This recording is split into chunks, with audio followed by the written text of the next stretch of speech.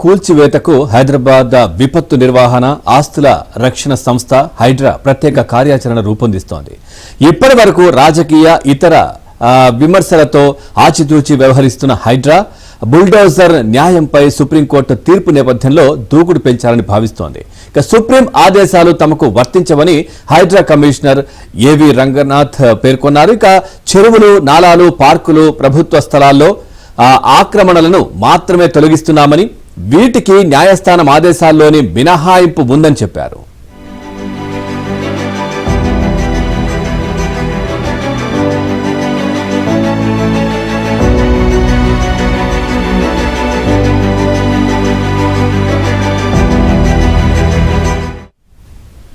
ఉత్తరప్రదేశ్ తరహాలో నేరస్తులు, నిందితుల ఇళ్లు కూల్చే విధానాలకే సుప్రీం తీర్పు వర్తిస్తుంది అన్నారు.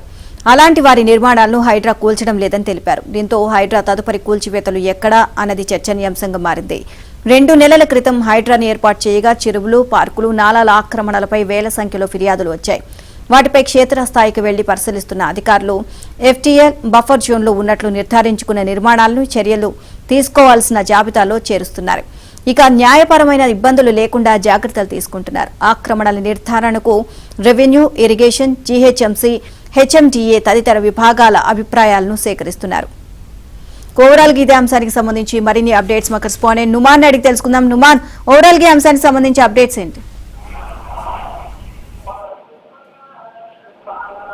నీలిమ, ఏదైతే ఇటు చెరువులు, నారాల్లో ఆక్రమణల కూల్చివేత కోసం హైదరాబాద్ విపత్తు నిర్వహణ ఆస్తుల రక్షణ సంస్థ ఏదైతే హైడ్రా ప్రత్యేక కార్యాచరణ రూపొందిస్తుంది. సో ఇప్పటి వరకు రాజకీయ ఇతర విమర్శలతో ఆచితూచి వ్యవహరిస్తున్నటువంటి హైడ్రా బుల్డోజర్ న్యాయం మీద సుప్రీంకోర్టు తీర్పు నేపథ్యంలో దూకుడు పెంచాలని భావిస్తుంది. సుప్రీం ఆదేశాలు తమకు వర్తించవని హైడ్రా కమిషనర్ ఏవి రంగనాథ్ పేర్కొన్నారు. సో చెరువులు, నాలాలు, పార్కులు, ప్రభుత్వ స్థలాల ఆక్రమణలు మాత్రమే తొలగిస్తున్నామని, వీటికి న్యాయస్థానం ఆదేశాల్లో మినహాయింపు ఉందని కూడా ఆయన వెల్లడించారు. సో ఉత్తరప్రదేశ్ తరహాలో నేరస్తులు, నిందితుల ఇల్లు కూల్చే విధానాలకే సుప్రీం తీర్పు వర్తిస్తుందంటూ కూడా ఆయన కొంత క్లారిటీ ఇచ్చినటువంటి పరిస్థితి. అలాంటి వారి నిర్మాణాలను హైడ్రా కూల్చడం లేదని తెలిపారు. దీంతో హైడ్రా తదుపరి చర్యలు, కూల్చివేతలు ఎక్కడ అనేది మాత్రం ప్రస్తుతం హాట్ టాపిక్ గా మారిందని చెప్పొచ్చు.